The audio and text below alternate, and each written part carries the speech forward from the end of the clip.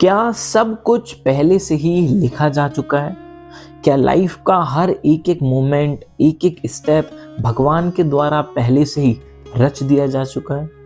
क्या मैं पूरी लाइफ में क्या क्या करूँगा, मेरे साथ क्या क्या होने वाला है, क्या क्या अचीवमेंट और क्या क्या लॉसेस मुझे अपने इस जीवन में मिलेंगे, क्या ये पहले से ही डेस्टिन्ड हो चुका है? क्या ये पहले से ही सब कुछ लिखा जा चुका है? और अगर ऐसा है कि सब कुछ पहले से ही लिखा जा चुका है, कहते हैं ना, हो वहीं सो जो राम रचि राखा, को करी तर्क बड़ा वही साका। और अगर है, ऐसा है कि सब कुछ पहले से ही डिस्टिंक्ट है, तो फिर मैं अपने कर्म क्यों करूं? मैं अपना कर्म ही क्यों करूं? मैं कोई भी एफर्ट्स क्यों करूं? मैं चुपचाप एक भोक्ता बनकर के ही क्यों ना बैठ जाऊं कि जो कुछ पहले से ही लिखा जा चुका है। अगर मुझे हर आज दिन में, आज सुबह क्या खाना मिलेगा, रात को क्या खाना मिलेगा, दोपहर में क्या खाना मिलेगा, अगले दिन की सुबह क्या मिलेगा, क्या क्या होने वाला है, ये सब कुछ अगर पहले से ही निर्धारित है, तो फिर मैं प्रयत्न ही क्यों करूं?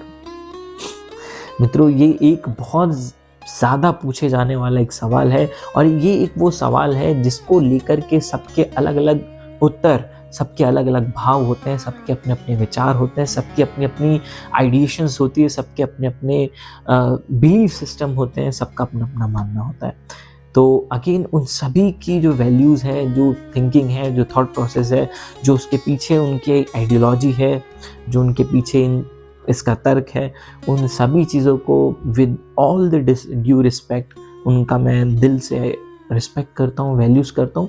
बट इस चीज़ पे मेरी अपनी क्या व्यक्तिगत राय है, तो मैं इस वीडियो के माध्यम से आप लोगों तक वो पहुँचाना चाहता हूँ। अगर ये वीडियो आपको अच्छी लगे तो नीचे कमेंट और चैनल को सब्सक्राइब ज़रूर करें, और वीडियो को लाइक, शेयर, कमेंट भी ज़रूर करें। तो मित्रों, क्या है इस चीज़ का सही जवाब? क्या पहले से ही सब कुछ लिखा जा चुका है? और अगर है, तो फिर हम कर्म ही क्यों करें? मित्रों, यही चीज़ अगर हम भगवत गीता में देखें तो उसमें यही प्रश्न अर्जुन के द्वारा श्री कृष्ण जी को किया जाता है। अर्जुन श्री कृष्ण जी से कहते हैं कि अगर सब कुछ पहले से ही, जब भगवान श्री कृष्ण कहते हैं कि तुम केवल निमित्त मात्र हो, इसीलिए तुम अपना बस कर्म करो, फल की चिंता मत करो, पहले से ही सब कुछ लिखा जा चुका है। तो अर्जुन कहता है अगर जब पहले से ही सब कुछ लिखा जा चुका है, पहले से ही ये चीज निर्धारित है कि सब मारे जाएंगे, तो मैं कर्म क्यों करूं? अपने आप मारे जाएंगे। तो भगवान श्री कृष्ण अर्जुन को जो पाठ सिखाते हैं, वही चीज हम को समझनी चाहिए कि मित्रों, जीवन में बहुत सारी चीजें तो निश्चित रूप से ऐसी हैं जिस पे हमारा कोई नियंत्रण नहीं, जिस पे हमारा कोई कंट्रोल नहीं, जिस पे हमारा कोई भी जो कंट्रोल है वो उस चीज पर नहीं है। और बहुत सारी चीजें ऐसी हैं जिस पे हमारा स्वयं का, खुद का कंट्रोल है। तो मित्रों, इसीलिए ये कहा जाता है जिस चीज पर आपका नियंत्रण है वो चीज पहले से निर्धारित नहीं है, और जो चीज आपकी कंट्रोल के बाहर है वो सारी चीज पहले से ही निर्धारित हो चुकी है। जिस तरीके से कहते हैं कि life it's all about B and D, B for birth and D for death. ये वो चीजें हैं, कहते हैं अगर हम शास्त्रों को देखें तो कहते हैं जीवन मरण, यश अपयश, लाभ हानि, ये सारी चीजें मित्रों क्या हमारे हाथ में होती है? आप मुझे बताइए। इस चीजों पर हम कह सकते हैं कि हाँ, ये चीज पहले से निर्धारित है। ये चीज क्या जन्म, क्या आपने, मैंने पैदा होने से पहले ये सोचा था कि हम इस जगह पे इतने बज के इतने मिनट में ऐसे प्रकट होंगे, या फिर यहाँ पर हम अपना बर्थ लेंगे? ऐसा था नहीं। और सिमिलरली क्या डेथ के टाइम में क्या आपने, मैंने, या कोई भी, किसी भी जीव ने पहले से निर्धारित किया होता है कि भाई इस समय ऐसा ऐसा होगा? नहीं। सुसाइडल भी अगर हम देखें तो लोग कहते हैं कि भाई आत्महत्या, लेकिन वो भी एग्जैक्ट टाइमिंग में नहीं होता है। अगर आपने छत से भी कूदा, उसके बाद भी पता नहीं कितने समय तक वो आईसीयू में रहता है, कोमा में रहता है, लेकिन स्टिल वो अलाइव होता है, जिंदा होता है। तो अगर हम ये देखें, ये जो चीज है कौन सी? जन्म, मृत्यु और यश अपयश, यानी कि आपकी बड़ाई, आपकी तारीफ, और आपका अपयश यानी कि आपको क्रिटिसाइज। मान लीजिए आप कहीं पर गए, आपने अपनी बात रखी, अपने विचार रखे, अब वहाँ पर सामने वाले आपके लिए ताली बजाए या फिर आपके पीठ पीछे आपके सामने आपकी बुराई करे, क्या इस चीज़ पर आपका कंट्रोल है? नहीं है। तो इसीलिए जन्म, मृत्यु, यश, अपयश और फिर कहते हैं लाभ और हानि, यानी कि प्रॉफिट एंड लॉस, क्या ये हमारे हाथ में है? नहीं। क्यों? क्योंकि हमने कई बार ऐसा अपनी लाइफ में ज़रूर एक्सपीरियंस किया होगा। कोई एग्ज़ाम के लिए, कोई परीक्षा के लिए हम दिन रात मेहनत करते हैं, हर एक क्वेश्चन, हर एक चीज़ को हम बहुत ज़्यादा इन डेप्थ में उसको एक्सप्लोर करते हैं, उसको रिसर्च करते हैं, उसको लिखते हैं, उसको प्रैक्टिस करते हैं। बट जब हम एग्ज़ाम आता है तो चीज़ें बदल जाती हैं। कुछ ऐसी चीज़ें आ जाती हैं जो आउट ऑफ द कॉन्टेक्स्ट हो जाती है, या फिर जिसके लिए शायद आप प्रिपेयर ही नहीं हो पाते हो। और कई बार ऐसा होता है कि जब आप उस एग्ज़ाम को अच्छे तरीके से जब करके भी जाते हो, अटेम्प्ट करके जाते हो, सब कुछ करके जाते हो, लेकिन उसके बाद जब रिजल्ट्स अनाउंस होते हैं, तो उसके बाद जो रिज़ल्ट आपको सुनने मिलता है, तो कहीं ना कहीं वो रिज़ल्ट भी आपकी एक्सपेक्टेशंस के अकॉर्डिंग नहीं आता है ना।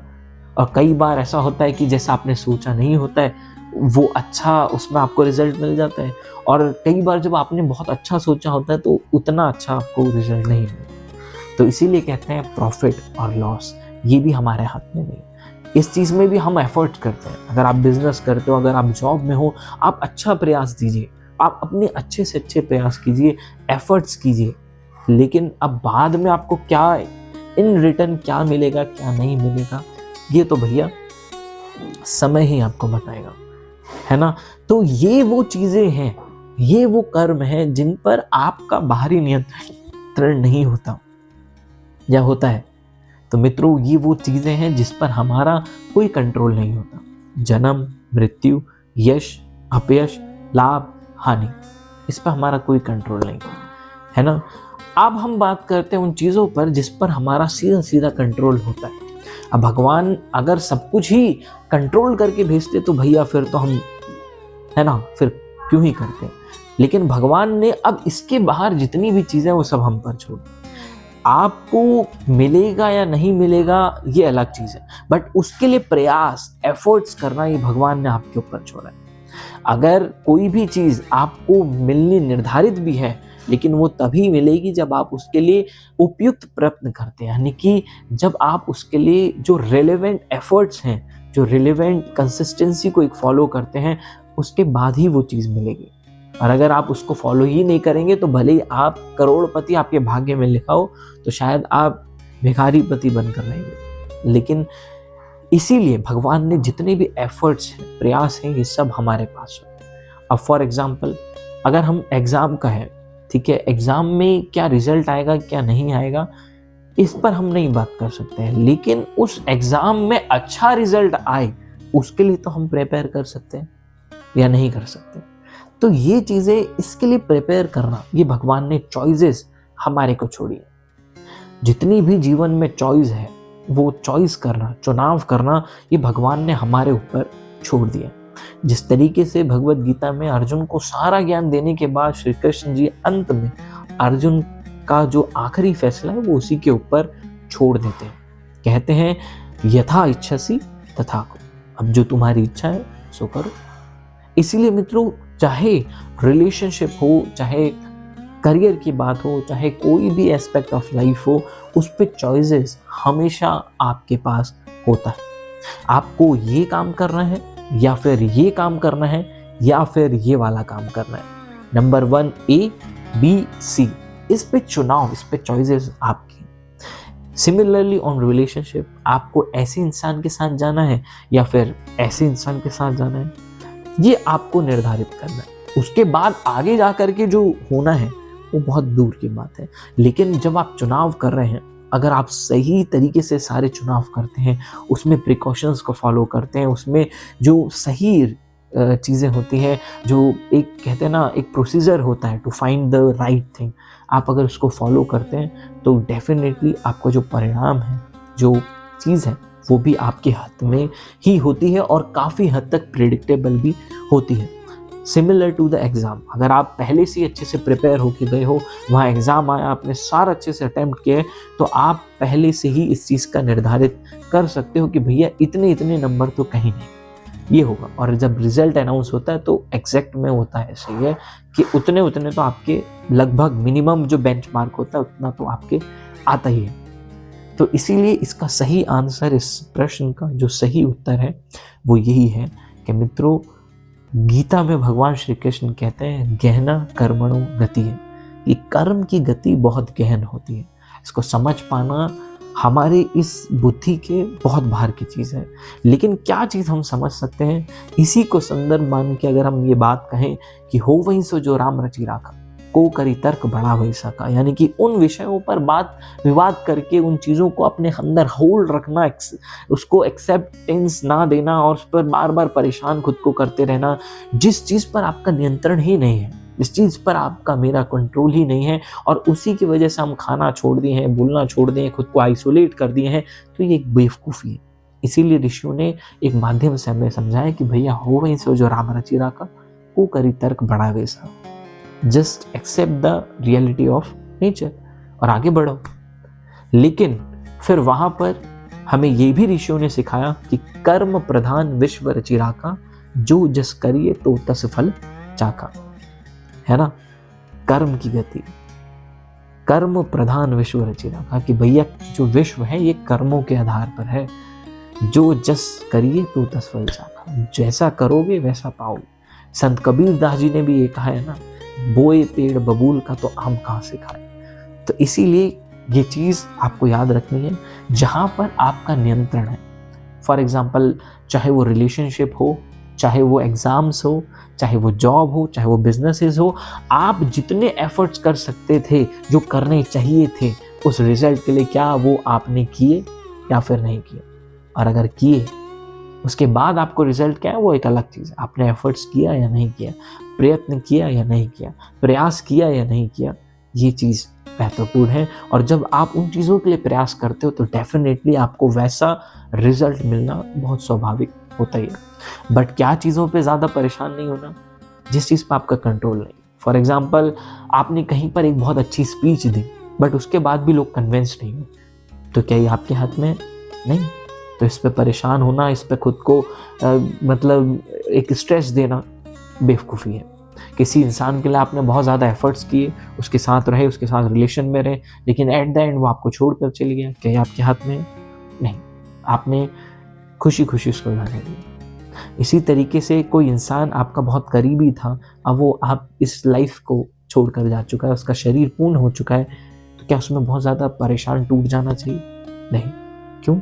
क्योंकि अगेन इस चीज़ में आपका कोई नियंत्रण है ही नहीं। तो इसीलिए मित्रों, इस चीज़ का सही जवाब यही है कि जो प्रकृति है, जो ईश्वर है, उन्होंने सब एक चीज़ बैलेंस में करी है, बैलेंस। इसीलिए जो चीज़ आपके कंट्रोल में नहीं है, उसमें आपको यूनिवर्स का फैसला मान करके, प्रकृति का फैसला मान के, ईश्वर का फैसला मान के उसको छोड़ देना चाहिए। बट जो फैसले आपके पास हैं, जो चीज़ आपके कंट्रोल में है, उस पर आपको बहुत ज़्यादा एफर्ट्स, बहुत ज़्यादा अपने अथक प्रयास और अपने जितने हो सके रिलेवेंट एफर्ट्स आपको ज़रूर ज़रूर ज़रूर करना चाहिए।